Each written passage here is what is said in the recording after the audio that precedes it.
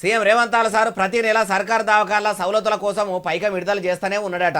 Shy సర్కారు వచ్చిన కాడ నుంచి ప్రభుత్వ ఆసుపత్రుల సౌలతులు చక్కగా లేక ఆగమాగం చందన చందన ఉన్నదని పబ్లిక్ అంటుంటే నెల నెల పైకం విడుదల చేస్తున్నాడని ఎవరన్నారే బాలన్న అంటారా?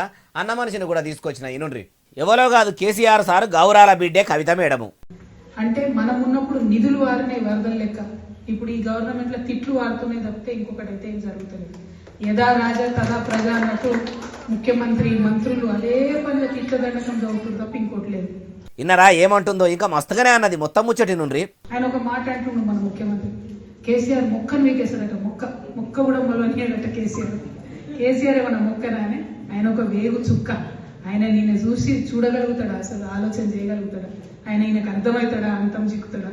ఈయన గురువుకే వాళ్ళ గురువుకే చుక్కలు చూపించి తెలంగాణ తెచ్చుకుందాం మనం. అట్లాంటి కేసీఆర్ సార్ అసలు సీఎం రేవంతాల సార్ను పట్టించుకోడట. అసోటి పెద్ద మనిషిని పట్టుకొని సీఎం రేవంతాల సారు బుద్ధి ఉన్నట్టు మాట్లాడు, ఆయన బుద్ధికే వదిలేస్తున్నామని అనబట్టే. అమ్మా కవిత మేడము, రేవంతాలు బుద్ధికి వదిలేస్తున్నామంటున్న మీరు మరి మీ అయ్య కేసీఆర్ సార్ బుద్ధి గురించి కూడా ఏమనరు? ఎందుకంటే మీ నాయన కదా. అంత పెద్ద మనిషి అయితే 10 ఏళ్ల పాలనగిరి చేసిన కేసీఆర్ సార్ను పబ్లిక్ ఎందుకు నచ్చలేదు? మీ బాపు ఏలుబడిని ఎందుకు మెచ్చలేదు? మీ తండ్రి గారు కూడా ఎవరిను పడితే వాళ్ళను బుద్ధి ఉన్నట్టు అనలేదా? అట్లాంటేనే కదా ప్రజల మనసు మొత్తం సెంచరీల్లి 10 ఏళ్లు ఏలుబడిలో ఉన్న మీ కారు పార్టీకి కాలిచ్చి చేతులు కలిపిర్రు. అందుకే కదా 7వ గేరు వేసుకొని ఎగబడదామనుకున్న మీ కారు గ్యారేజ్కి పోయే కాడికి వచ్చింది.